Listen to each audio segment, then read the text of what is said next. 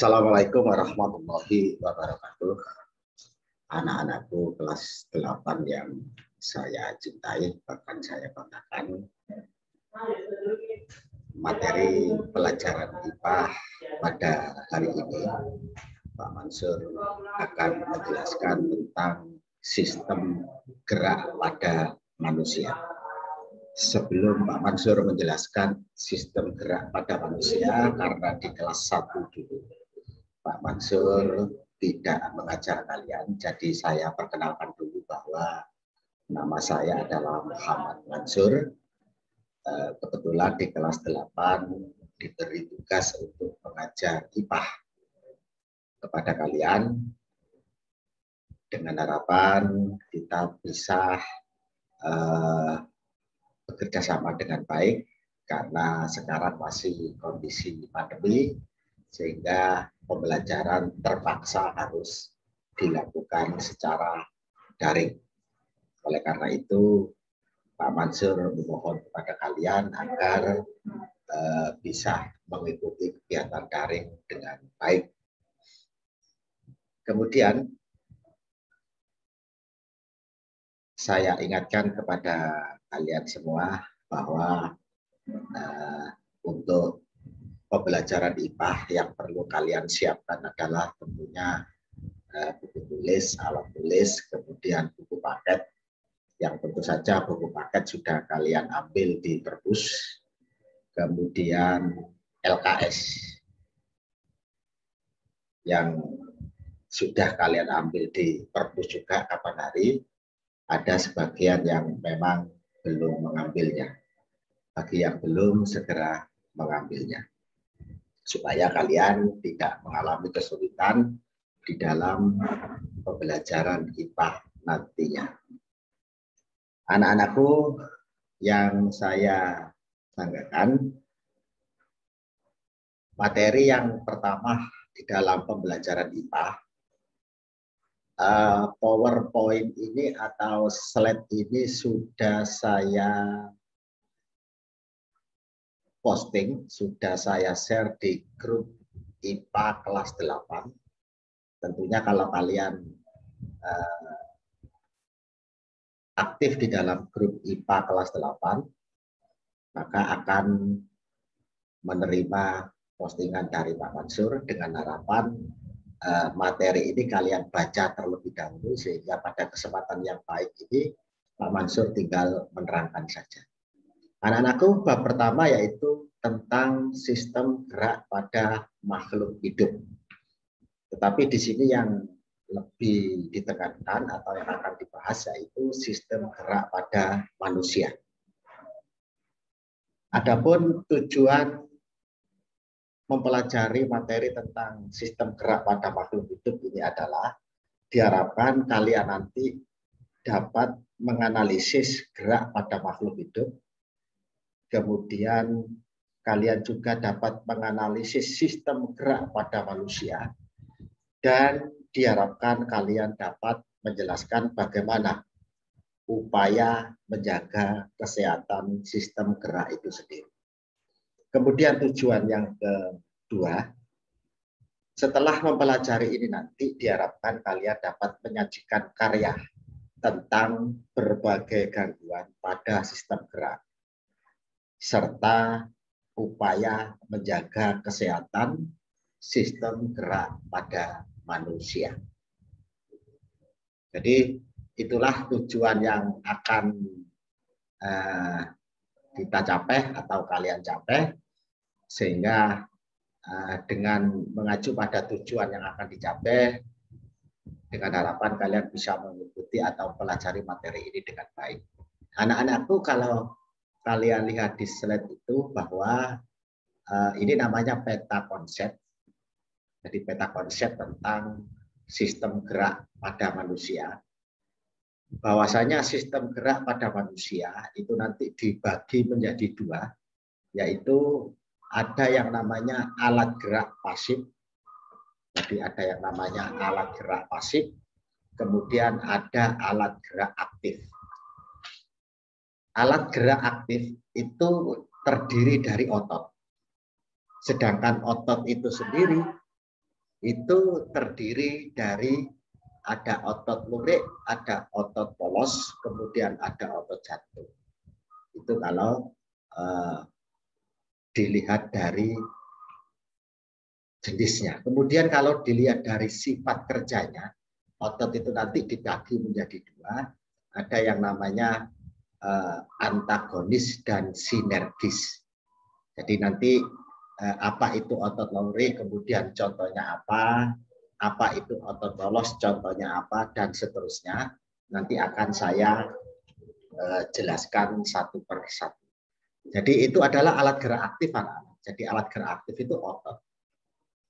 Jadi kita menyebutnya daging itu ya. Jadi daging itu adalah atau otot itu adalah alat gerak aktif. Kemudian ada alat gerak pasif. Jadi kalau alat gerak pasif ini sebetulnya alat gerak yang tidak bisa bergerak sendiri. Nah, kalau alat gerak aktif itu alat gerak yang bisa bergerak dengan sendiri. Nah, alat gerak pasif, kalau tadi alat gerak aktif itu kan otot ya. Sekarang kalau alat gerak pasif itu dibagi menjadi tiga atau terdiri dari tiga, yaitu ada yang namanya tulang, kemudian ada yang namanya rangka, ada yang namanya sendi. Jadi saya ulangi, alat gerak pasif itu ada tulang, kemudian yang kedua adalah ada rangka, kemudian yang ketiga adalah sendi. Nah, nanti tulang masih dibagi-bagi lagi seperti pada layar itu, seperti pada peta konsep yang disajikan oleh Pak Mansur. Itu tulang kalau dilihat dari jenisnya itu ada dua. Ya, yang paling atas itu tulang jika dilihat dari jenisnya itu ada dua. Ada yang namanya tulang rawan dan ada yang namanya tulang keras.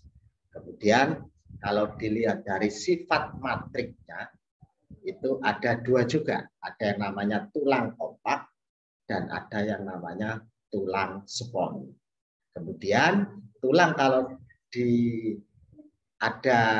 dibagi lagi menjadi empat jika dilihat dari bentuknya. Jadi bentuknya tulang itu nanti ada empat. Ada yang namanya tulang pipa, ada yang namanya tulang pipih, ada yang namanya tulang pendek, dan ada yang namanya tulang tak beraturan atau tidak beraturan. Nah, kemudian rangka itu nanti dibagi menjadi tiga. Jadi ini bisa kalian baca sendiri. Mungkin Pak Mansur tidak menjelaskan secara detail supaya durasinya tidak terlalu banyak ya. Jadi nanti bisa dibaca sendiri peta konsep ini. Ini adalah gambaran yang akan kita pelajari nantinya. Kalau kita mahir secara detail atau paham secara detail tentang peta konsep yang ada di sini, maka insya Allah tujuan yang disebutkan Pak Mansur di depan itu nanti akan tercapai. Nah, ini ada pertanyaan. Pertanyaan ini tentunya nanti akan terjawab setelah kita selesai mempelajari secara keseluruhan. Nah, jadi pertanyaannya, dapatkah kamu melihat tumbuhan dan hewan bergerak? Jadi pertanyaannya seperti itu. Dapatkah kamu melihat tumbuhan dan hewan bergerak? Kemampuan untuk bergerak merupakan salah satu ciri makhluk hidup. Jadi salah satu ciri makhluk hidup itu adalah memiliki kemampuan untuk bergerak. Tapi ciri makhluk hidup yang lain ya masih banyak, ya masih banyak. Tentunya di kelas 7 dulu kalian sudah diajari oleh guru IPA kalian ciri-ciri makhluk hidup. Memang salah satunya adalah memiliki kemampuan untuk bergerak, kemudian memiliki kemampuan untuk berkembang biak, dan selanjutnya. Pada umumnya gerak hewan itu terlihat nyata. Jadi secara umum gerak hewan itu terlihat nyata. Kalau misalkan ada sapi yang lari, itu dikatakan sapi sedang bergerak. Jadi larinya sapi itu bisa kita lihat dengan nyata. Karena memiliki alat gerak dan dapat berpindah tempat. Sedangkan kalau tumbuhan tidak terlihat nyata. Nah, jadi kalau ini agak beda dengan konsep fisika. Jadi kalau di dalam fisika yang dinamakan benda itu bergerak, memang benda itu harus berpindah tempat dari satu titik ke titik yang lainnya. Jadi saya ulangi, kalau di dalam konsep fisika, benda dikatakan bergerak itu apabila benda itu berpindah tempat dari satu titik ke titik lainnya. Nah ini tumbuhan itu bisa bergerak, padahal tumbuhan itu tidak terlihat nyata bergerak atau tidak terlihat nyata berpindah tempat. Nah, tumbuhan dikatakan bergerak itu geraknya tidak seperti konsep fisika tadi itu.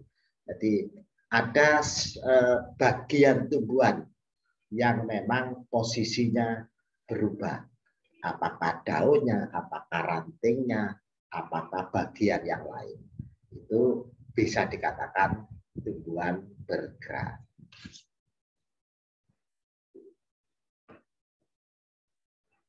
Kemudian anak-anak selanjutnya gerak pada tumbuhan. Ya, tadi sudah melihat secara umum kalau gerak pada hewan itu nyata geraknya. Saya memberikan contoh misalkan ada kambing yang sedang lari, ya itu dikatakan kambing sedang bergerak, jadi kambing bergerak, gerakannya nyata. Tapi kalau tumbuhan gerakannya tidak nyata. Sekarang kita pelajari lebih lanjut tentang gerak pada tumbuhan. Gerakan yang terjadi pada tumbuhan pada umumnya merupakan proses yang berlangsung lama sehingga tidak langsung terlihat.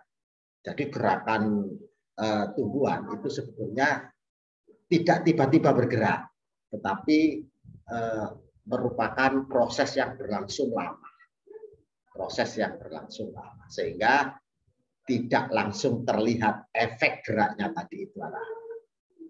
Gerak pada tumbuhan tidak menimbulkan perpindahan tempat dan hanya terjadi pada sebagian tubuh tumbuhan tersebut, misalkan terjadi pada akarnya, terjadi pada daunnya, atau bahkan terjadi pada bunganya.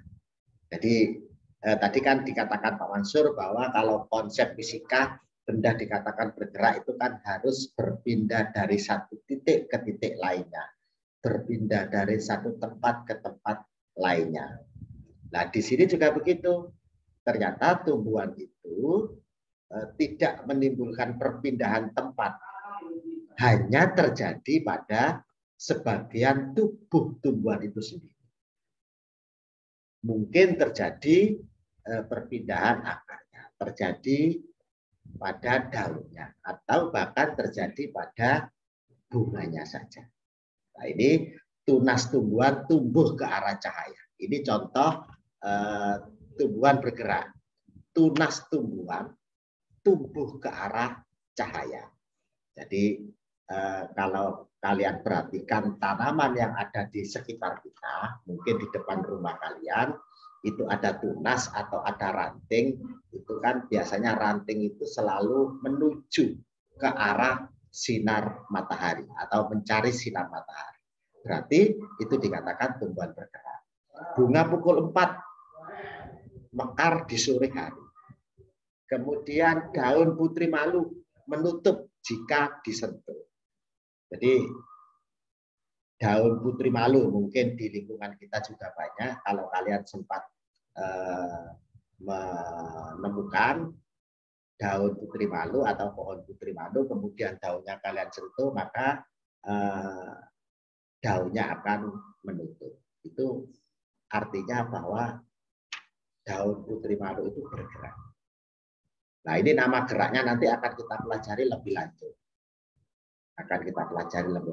Namanya gerak apa?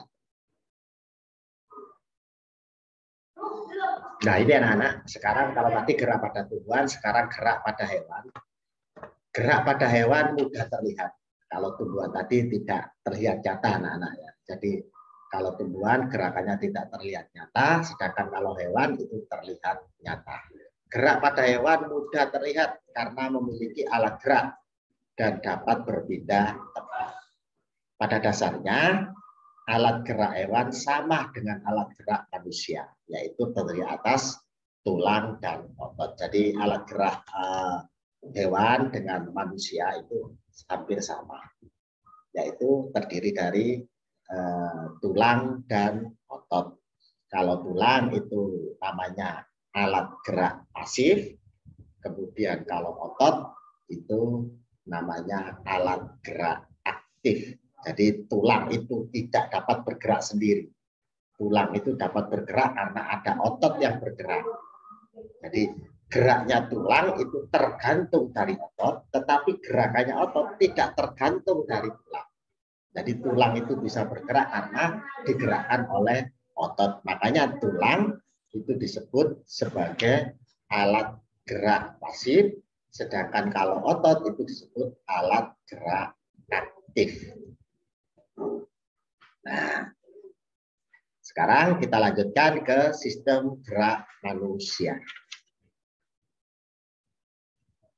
Jadi tumbuhan sudah, hewan sudah, sekarang sistem gerak manusia. Ini ada pertanyaan di layar, di slide kalian. Tahukah kamu, kita mempunyai sistem gerak yang dapat menggerakkan tubuh. Sistem gerak manusia terdiri atas tulang dan otot. Di depan sudah saya jelaskan panjang lebar. Jadi sistem gerak manusia itu sama dengan sistem gerak pada hewan, yaitu pada dasarnya terdiri dari tulang dan otot. Kemudian ada pertanyaan lagi, apakah tulang dan otot itu? Bagaimana cara tulang dan otot menggerakkan tubuh kita? Kemudian bagaimana jika ada tulang atau otot yang rusak? Terganggukan sistem gerak? Nah, pertanyaan-pertanyaan ini semua akan dapat terjawab ketika kita mempelajari materi selanjutnya nanti. Kalian juga anak-anakku dapat membuka buku LKS-nya tentang sistem gerak makhluk hidup. Kebetulan kalau di LKS itu ada di halaman 4. Jadi ada di halaman 4, halaman 5, di situ dijelaskan secara rinci, kemudian sampai dengan halaman 6. Jadi yang membuka bukunya pada kesempatan yang baik ini, yang sudah membeli LKS dan membuka LKS-nya, bisa langsung dibuka di halaman 4 sampai dengan halaman 7. Itu tentang sistem gerak manusia. Kalau nanti halaman 7 itu sistem gerak pada hewan.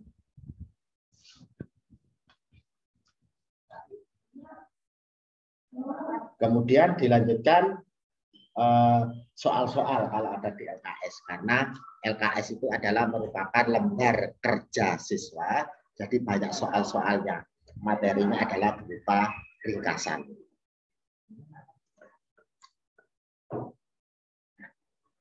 Baik anak-anak, kemudian tadi di depan sudah dijelaskan atau dikatakan bahwa alat gerak baik manusia maupun hewan itu kan terdiri dari alat gerak pasif yaitu tulang dan alat gerak aktif yaitu otot.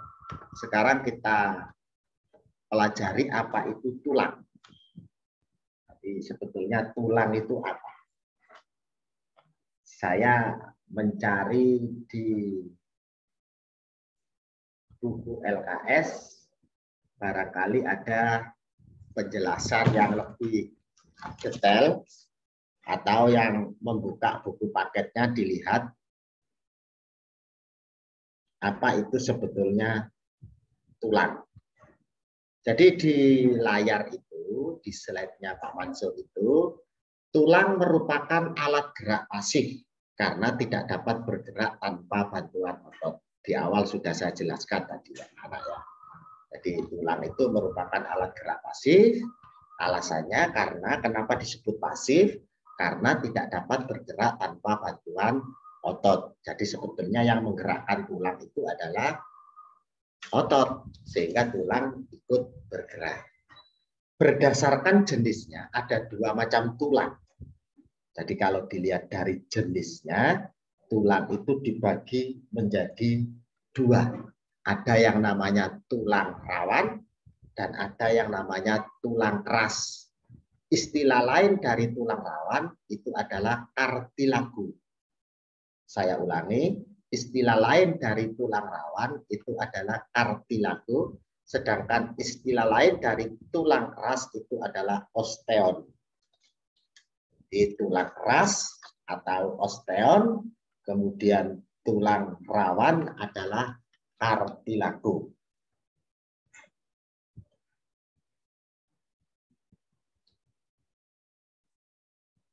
Kalau di depan tadi, tulang itu dilihat dari jenisnya ada dua, ada tulang rawan dan tulang keras.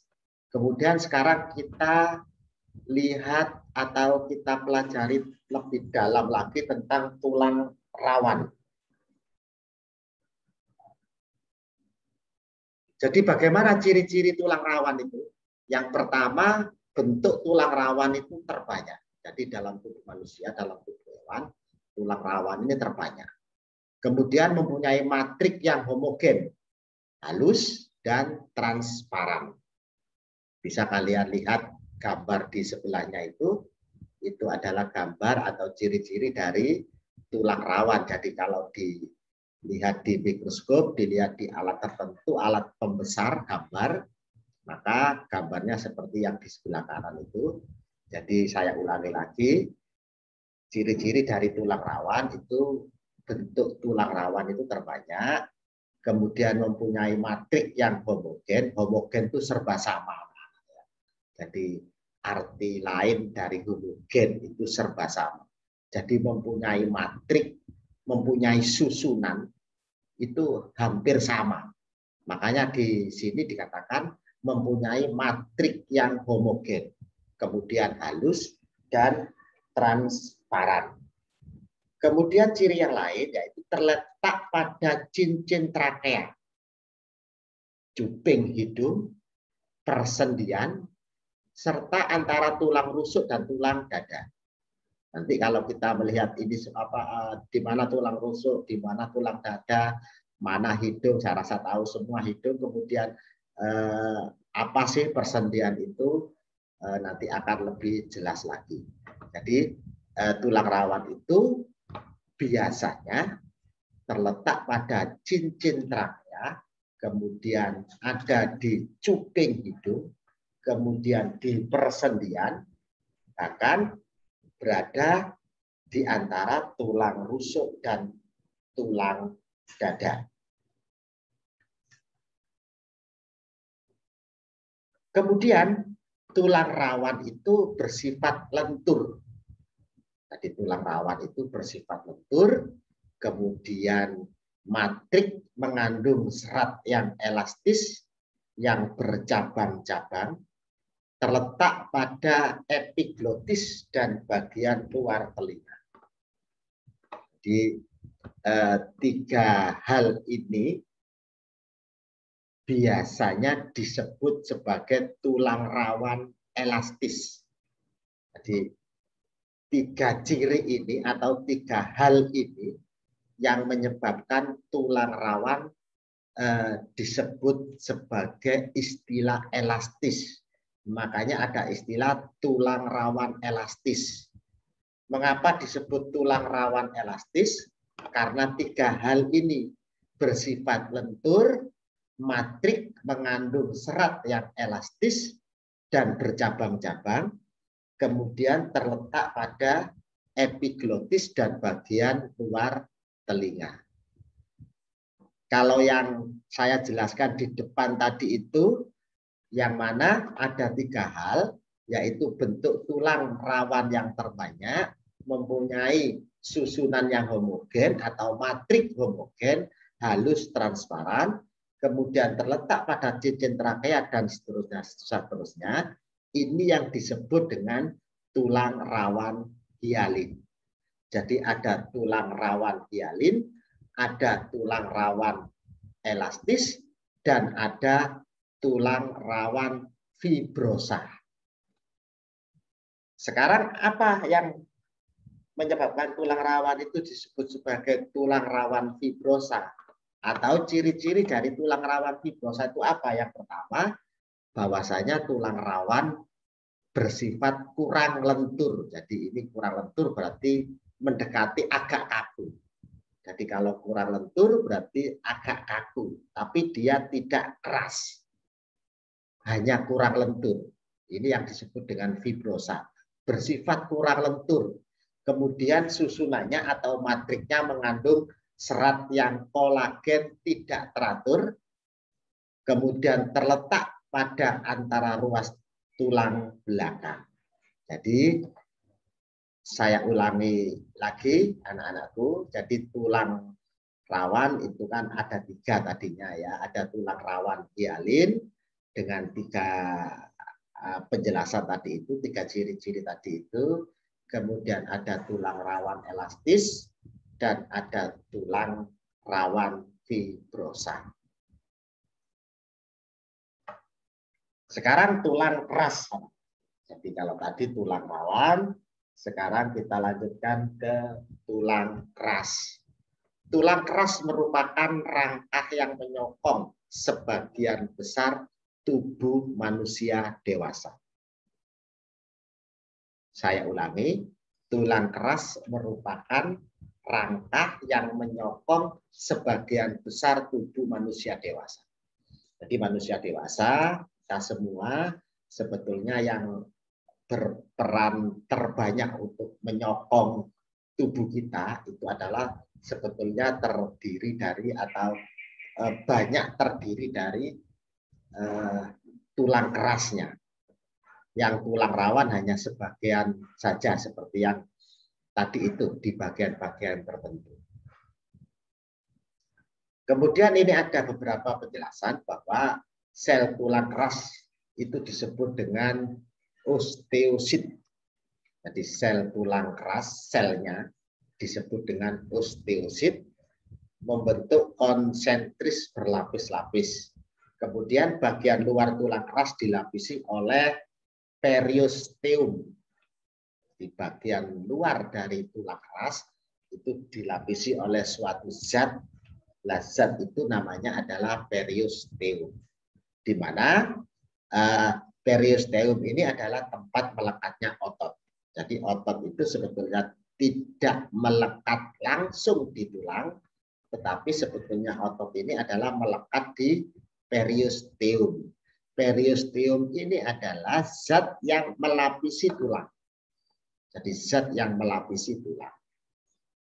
Jadi sebetulnya kalau dikaji lebih dalam lagi, sebetulnya periosteum itu tempatnya antara tulang dan otot. Jadi antara tulang dan otot itu dipisahkan oleh yang namanya periosteum. Matrik tulang keras tersusun dari matrik kolagen dan mineral. Kemudian matrik tulang keras membentuk lingkaran konsentris yang disebut dengan lamela. Lamela itu adalah matrik tulang keras yang membentuk lingkaran yang konsentris yang disebut dengan lamela. Lingkaran sel dan matrik mengelilingi saluran vas. Nanti penjelasan ini atau video ini bisa kalian ulang-ulang supaya menambah kejelasan dari penjelasan Pak Mansur. Juga jangan lupa untuk membaca buku paketnya, kemudian buku LKS-nya. Yang tentu saja di dalam buku saya yakin penjelasannya akan lebih detail daripada apa yang dijelaskan oleh Pak Mansur pada kesempatan yang baik ini. Kita lanjutkan anak-anakku. Ini tentang tulang keras. Bisa kalian lihat di gambarnya ini. Saya pindahkan dulu.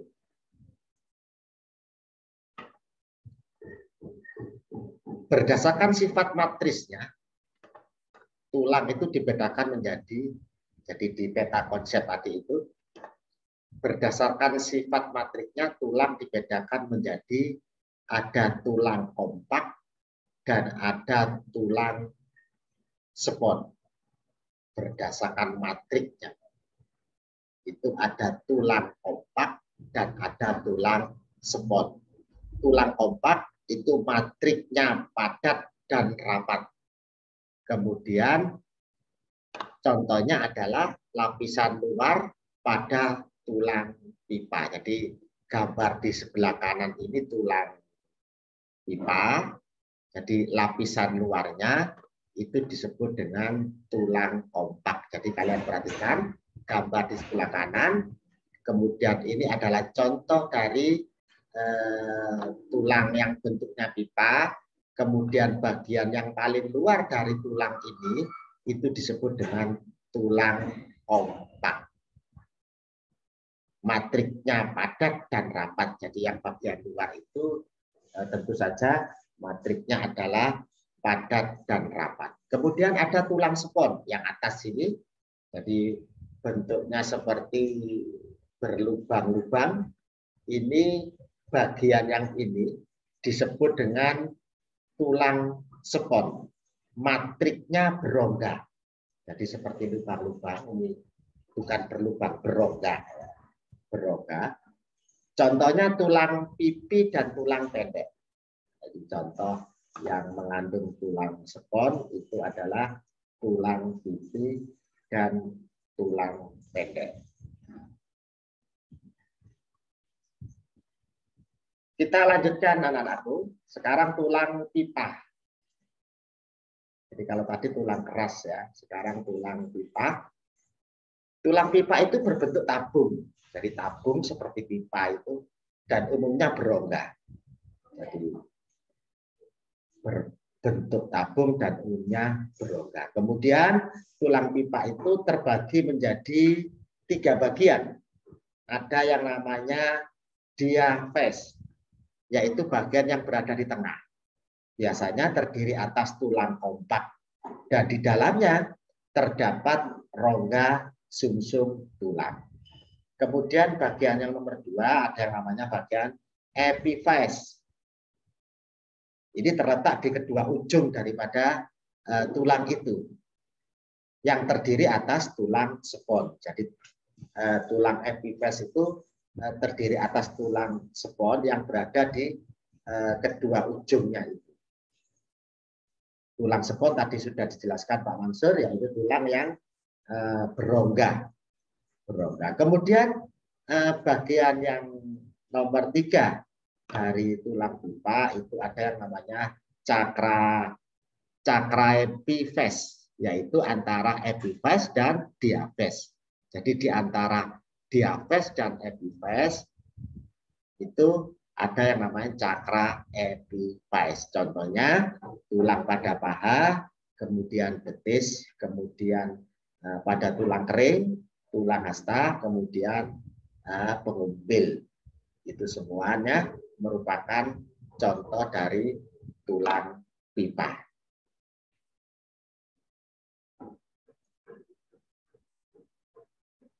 Kita lanjutkan anak-anakku.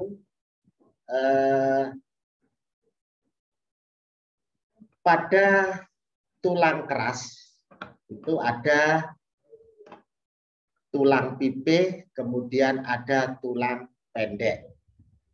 Ada tulang pipi dan tulang pendek. Tulang pipi itu berbentuk pipi, namanya saja tulang pipi, jadi bentuknya pipi seperti gambar A ini. Gambar A ini adalah merupakan contoh dari tulang pipi. Contohnya yaitu tulang belikat. Jadi tulang belikat kita ini belikat. Jadi ini belikat. Di sini sebetulnya tulangnya adalah tulang pipi. Makanya disebut dengan tulang pipi, bentuknya pipi dan berongga. Kemudian selain tulang belikat, tulang rusuk. Jadi tulang rusuk, jadi rusuk kita ini juga termasuk tulang pipi. Kemudian ada tulang pendek. bentuknya silindris. Jadi silinder bentuknya. Contohnya pergelangan kaki dan tangan. Jadi gambar yang B ini adalah pergelangan tangan, pergelangan kaki juga begitu. Bentuknya silinder, itu disebut dengan tulang pendek. Jadi tulangnya pendek-pendek.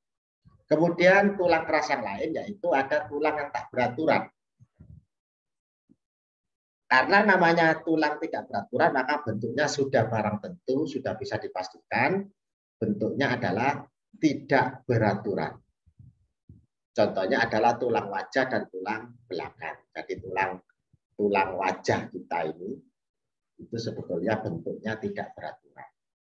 Dan tulang belakang kita itu juga bentuknya tidak beraturan, sehingga disebut dengan tulang tak beraturan. Nah, tulang yang tak beraturan tadi itu yang ada di wajah, ada di tulang belakang, dan seterusnya tadi itu masuk dalam kategori tulang keras. Barangkali itu anak-anakku untuk kesempatan yang baik ini. Nanti di pertemuan berikutnya Pak Mansur akan menjelaskan tentang materi yang lain, tetapi masih berhubungan dengan tulang. Jadi saya anggap penjelasan hari ini sampai di sini dulu. Kemudian video ini kalian putar berulang-ulang supaya lebih paham, sambil mencocokkan materi yang ada di dalam buku paket, kemudian materi yang ada di dalam buku LKS, terutama pada LKS halaman 4, halaman 5, 6, kemudian 7, kemudian 8, kemudian halaman 9, sampai dengan halaman 10. Jadi itu materi-materi yang berhubungan dengan gerak pada hewan dan tumbuhan. Untuk kesempatan yang baik ini, pertemuan pada hari ini, Pak Mansur masih belum bisa memberikan soal. Mungkin pertemuan berikutnya atau selesai materi tentang gerak ini akan diberikan beberapa soal untuk mengetahui sebetulnya kalian sudah memahami materi yang sudah dijelaskan oleh Pak Mansur atau belum. Barangkali itu anak-anakku. Sebelum saya akhiri, saya ingatkan jaga kesehatan kalian supaya kita semua masih dalam keadaan sehat sehingga masih bisa menjalankan aktivitas kita sehari-hari, masih bisa menjalankan kewajiban kita sebagaimana mestinya, masih bisa mengikuti kegiatan daring dengan baik. Terima kasih atas perhatiannya. Saya akhiri. Assalamualaikum warahmatullahi wabarakatuh.